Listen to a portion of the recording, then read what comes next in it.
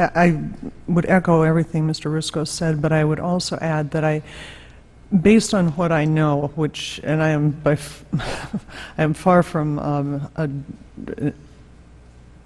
a petroleum engineer, but I believe that what is coming sort of to the fore is that things like the well design and review and approval of that, the actual practices of when to pull the mud and replace it, were the kinds of things that, and there are any number of sort of decision points along the way that may have prevented what we're dealing with now. But I don't know that inspectors are the answer to that sort of issue, that there has to be some much more careful review of those kinds of issues. Not disagreeing. I mean, we're talking about restructuring, reorganization. That all is probably necessary. But the law said do these inspections, and they were not done, and a bad thing happened. Could have been maybe prevented if, in fact, those inspections had been done. I mean, it seems pretty logical to conclude maybe we would have caught some if they'd have done what they didn't even do their job. I think maybe is certainly reasonable. And if you cut to the chase, they didn't do their job, and because now we have this terrible incident where lives were lost, where economies are affected, Ms. Randolph knows that firsthand, people's lives, families' lives, small business owners, and now we have the president saying, oh, because our people screwed up and didn't do what they were supposed to do, now we have this terrible accident, we're going to stop drilling everywhere and further and make a bad situation even worse. That's where we're at, and maybe it could have been prevented if, in fact, they would have done what they were supposed to do. Ms. Bryan. I also don't really know enough about those inspections. I think in general there's no question that MMS has been not doing its job for many, many, many, many years. And so I think there's no doubt that if MMS was held accountable, these are issues that have been raised by the Congress, by the GAO, by the IG, by POGO for 15 years. And so there's no question that if MMS had reformed in the many times it was told it needed to, then we wouldn't have seen what we had in this accident. Thank you. Ms. Randall. I think it's a shared responsibility. Not only did MMS not do its job, BP didn't do its due diligence. Right. I yield back. Thank you, Mr. Chairman. Right. Thank you, gentlemen, for yielding. Now yield to the gentleman from California, Congressman Bill Bray. Thank you, Mr. Chairman. I'm sorry. I yield to Congressman Welch. Yeah. Right. Whatever the chair, I'm. Yeah. Now yield to you. Thank you. Mr. Rusko, I would like to talk about the response to the crisis. Does anybody have any information at all? Did the Army Corps use the spillways upstream from New Orleans to divert water into the Pontchartrain to try to get that flow to keep the oil out of the Pontchartrain and Lake Borgne? I'm sorry, that's something we have not studied. Okay. Madam President, I was a county chairman myself, and so I kind of relate to the frustration that when you want to do things, those who are always saying, saying no, continue to say no, even though things need to be done. Do you have a clip of what happened? Staff have a clip of that piece about the berm in Grand Isle. Can we play that? And we submitted, we sat with the Corps, and we asked the Corps to help us. And in the meantime, we got these different agencies that popped up like a cork, and these little groups, and it was anti. And it was 95 pages of questions that our engineers, we worked through the weekends, many hours, took turns behind the computers and making email back and forth, making sure that we did everything right to question and answer. So the bottom line, and I'm going to be honest with y'all, I was devastated when I didn't get that permit. Because I believed in my commander-in-chief. Madam President, I married a girl from your part of the world. And the fact of the frustration of the people down there when they want to do something, being told, no, we have to study it. Did you have any of though Grand Isle is over where Jean Lafitte used to hang out, it's not your part of the world, but did you have any kind of situations like that where you basically ran into this issue where everybody said, stop, we've got to study something, don't do things, and basically we're always telling the locals no, or did we get a lot of support of saying, go ahead and we'll work it out later? It was very similar to what David was describing in this video. They are our neighbor, so these berms are very important to us. And now I'm watching a storm that may be coming into the Gulf. Our response in those situations is from the bottom up. We do what we know best. We respond naturally, instinctively, as humans should, with plans in place.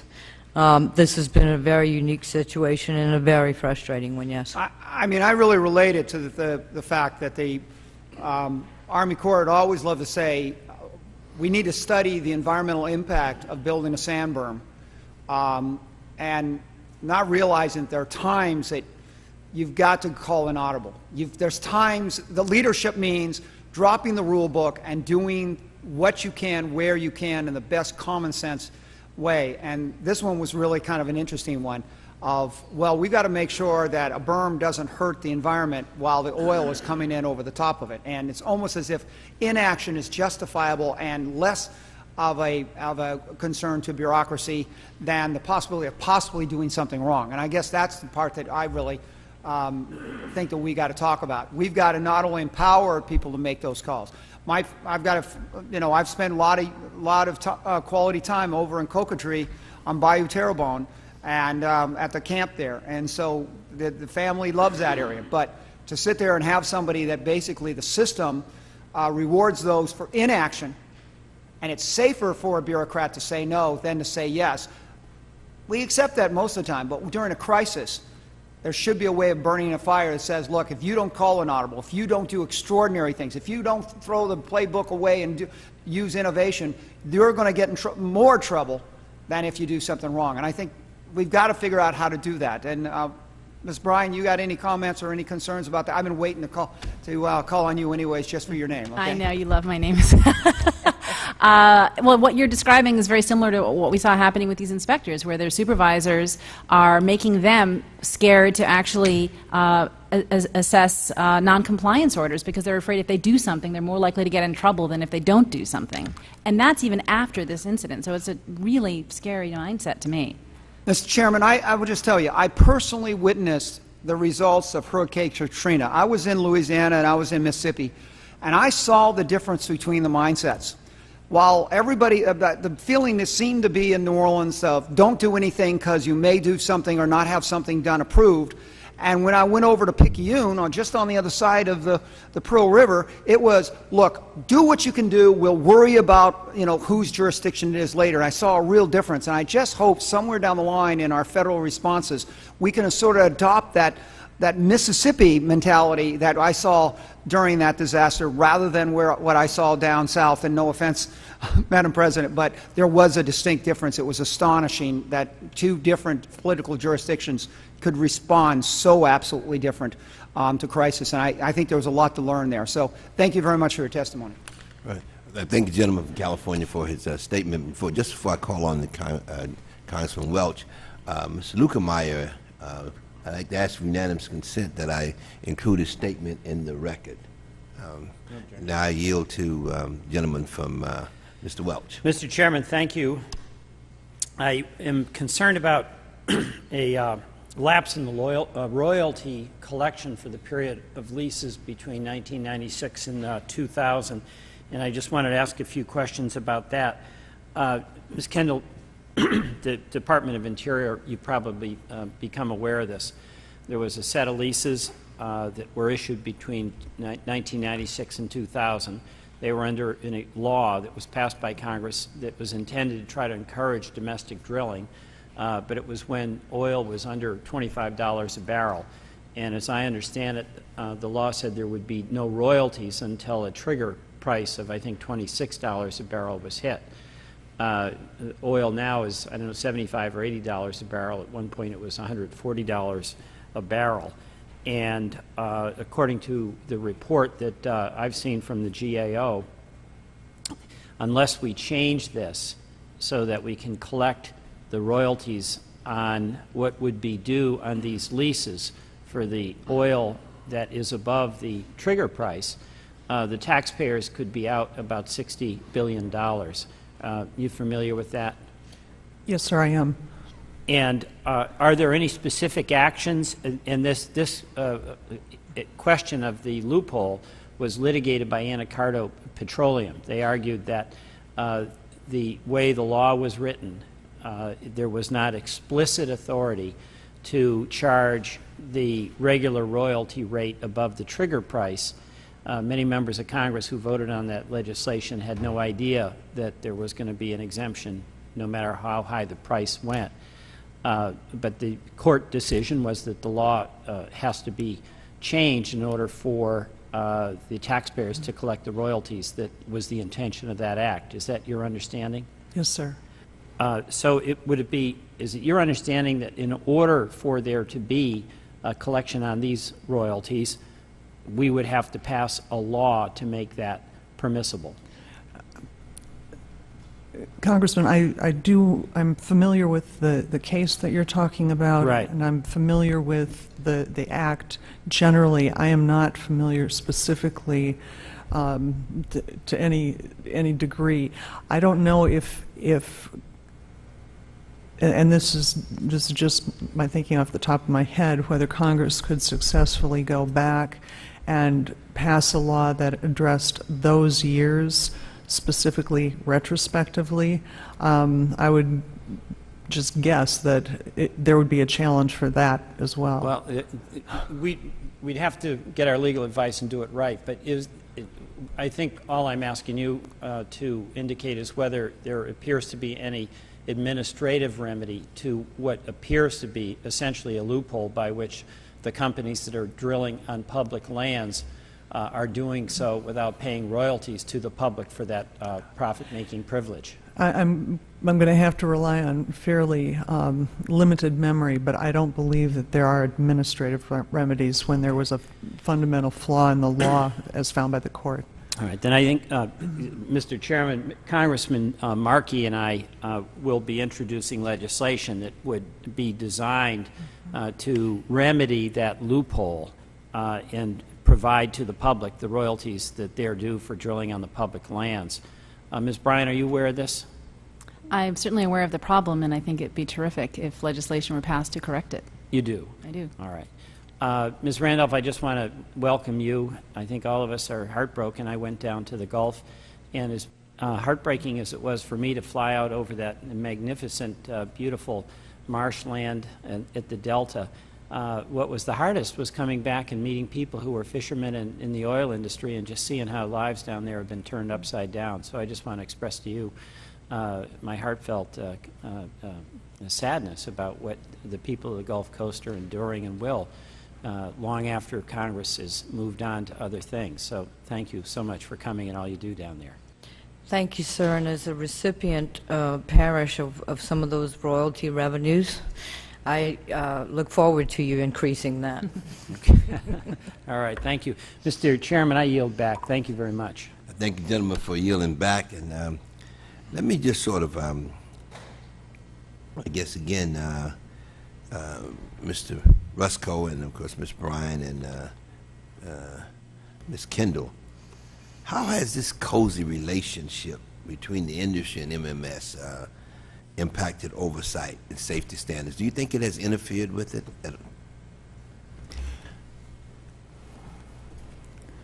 I'd like to just second what Ms. Bryan said, that there's sort of two problems. There's one that you could describe as a revolving door issue.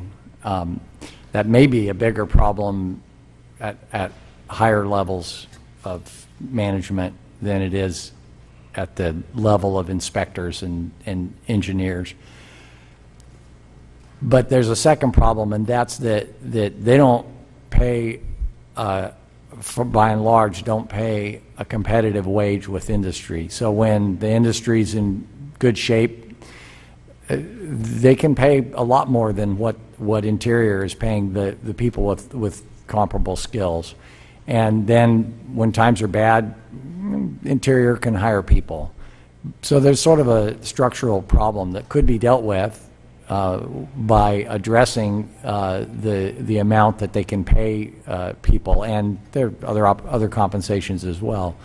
But I think that's part of the problem. So it does, though, the lack of the proper number and amount of expertise that they can bring to bear does affect their ability to do their job. Ms. Kendall? I would also say that some of the exceptions in the ethics regulations have allowed folks to kind of get away from the intent of the regs. For instance, the acceptance of gifts because of a personal friendship. These people are all friends. The folks in industry and in MMS grew up together. They married each other's sisters or cousins. They've been playing on the same teams since they were in high school. And so the exception to the gift rule, which says if it's based on a personal friendship, could be exploited. On the other hand, if someone were to say, I'm accepting this on the basis of a friendship, they should also be prohibited or recused from inspecting the rigs or the facilities of the people who they have this friendship with. I think that there may be, and I go back to the ethics regs too, these are the floor, not the ceiling of conduct. And I think MMS has an opportunity to make stricter rules apply to a very unique and a very specific problem that they have. And they could do it administratively. They don't need us. They could do it administratively. Right. Ms. Bryant? Mr. Chairman, I have the benefit of having looked across the federal government for many years, and I continue to think MMS is probably the worst in the government when it comes to its coziness between the regulator and the regulated. And as I mentioned, when the Congress people were voting, Mr. Issa certainly has known that. He's been working on this for years, and Mrs. Maloney had been working with her for 15 years on this issue. I mean, I think that there's no question that the coziness in this particular agency has been sort of extraordinary across the federal government. There's no comparison in our experience. Right. Even in the Congress, when you leave, you have to stay out a certain amount of time before you can come back and lobby the Congress. That's the Congress. So I'm wondering if maybe something along those lines shouldn't be instituted here. There's absolutely no question we need to change the rules when it comes to the revolving door, and there is strong legislation that's been worked through the House Natural Resources Committee that would be addressing this particular issue, and I certainly hope the committee members support that legislation. I noticed you didn't start the clock, so that's good. But I now yield to Mr. Gao has it on. Mr. Gao, gentleman from Indiana. I mean, from Louisiana, who's really familiar with this subject. Thank you very much, Mr. Chairman. My question is to my question. I want to focus on the issue of shallow water permitting. I was reading one of the articles from Louisiana today, and they were saying about the slow process of shallow water permitting, and this is the question to President Randolph of Lafourche. How has this permitting process affected the shallow drilling industry in your parish? The Department of the Interior and MMS's ability or charge to issue permits can create a de facto moratorium, and MMS has done so because the response to the request for permits has been very, very, very slow in the shallow waters. In the deep waters is what has been addressed in the media, but shallow waters, there's a de facto moratorium there as well. And how has this de facto moratorium affected some of the industry in your parish? How has it affected the people who are being employed by this industry, some of the businesses that are directly or indirectly related to this industry? A shallow water de facto moratorium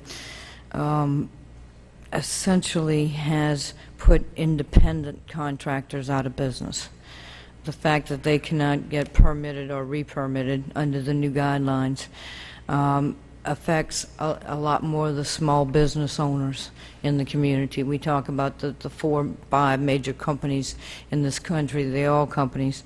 But when we talk about the shallow water, that's where the independents are, and the majority of the exploring companies are independents. They don't have the resources or the resources to sustain any type of long-term moratorium. They cannot survive that long, and therefore they've begun to lay off people, yes.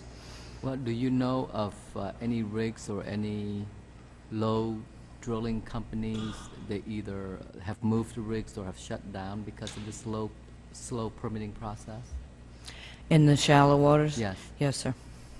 Do you know the names of them? No, I don't have the names for you, but I can... But based on your knowledge that there have been rigs that have moved out of Louisiana, or companies that have shut down because of this moratorium, or at least de facto moratorium? Yes, sir.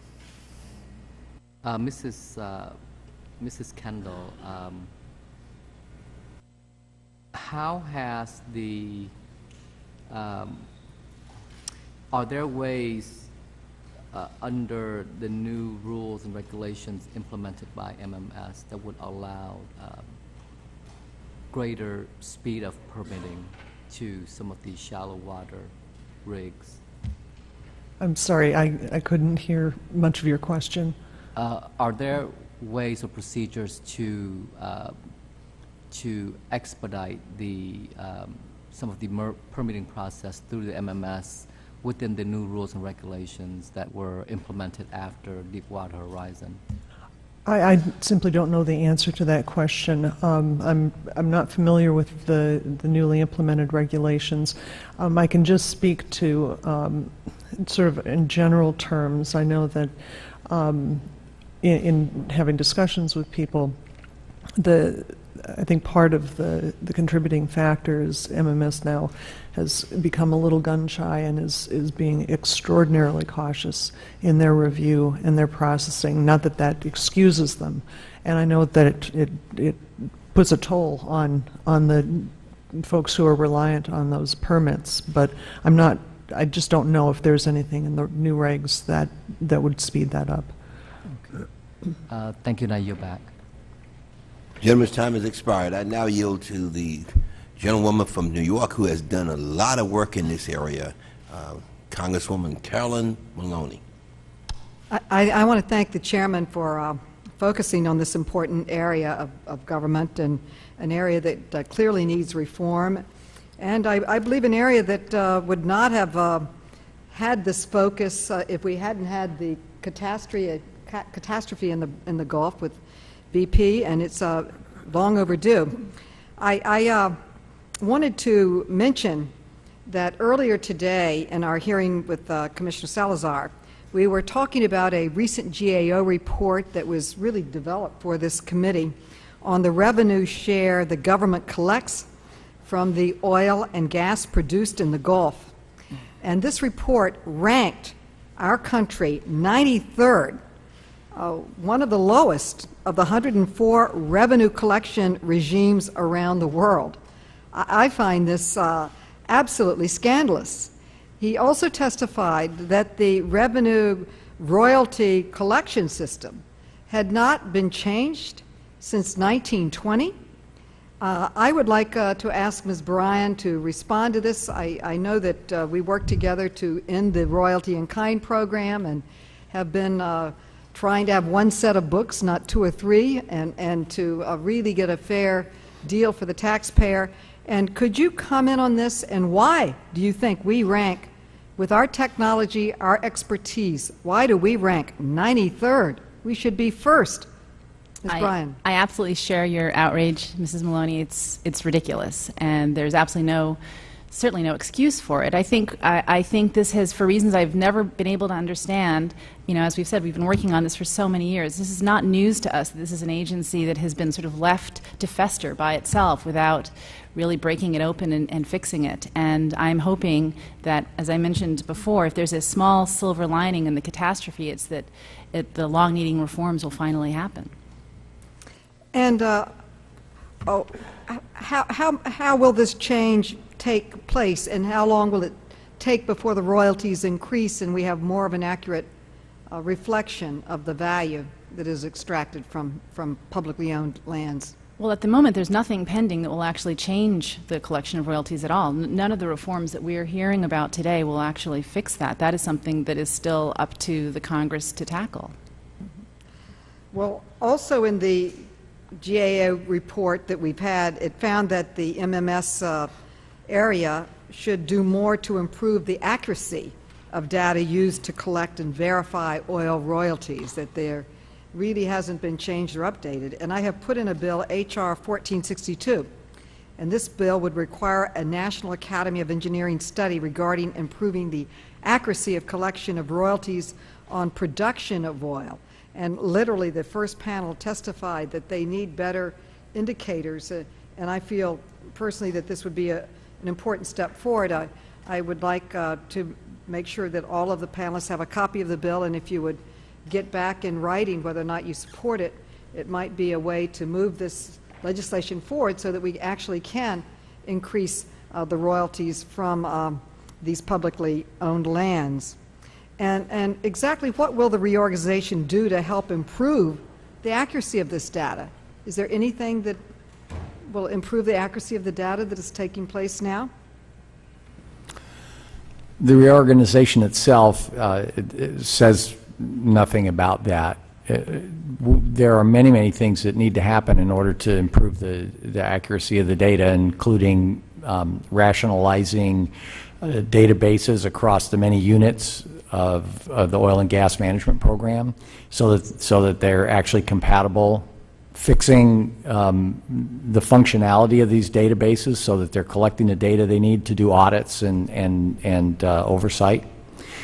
And all of this needs to be done with some sort of central vision of bringing the IT system up to date, because it's horribly behind what the industry uses.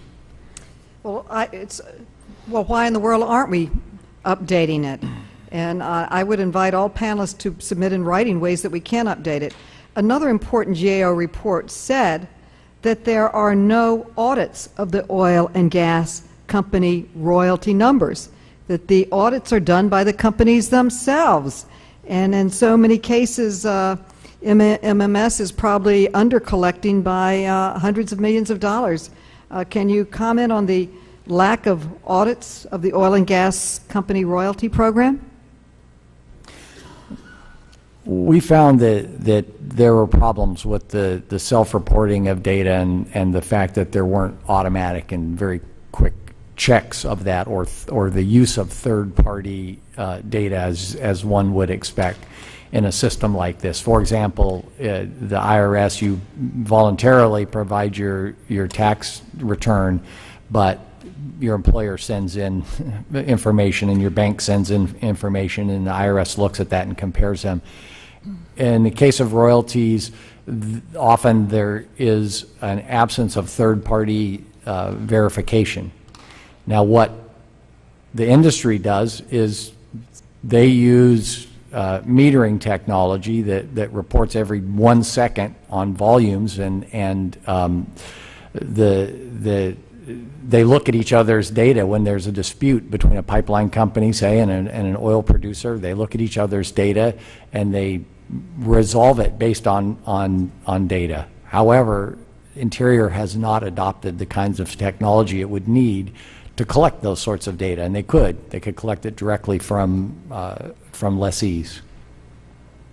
Mr. Chairman, we need to look at that. We need to move into the 21st century, and we need to protect the taxpayers in this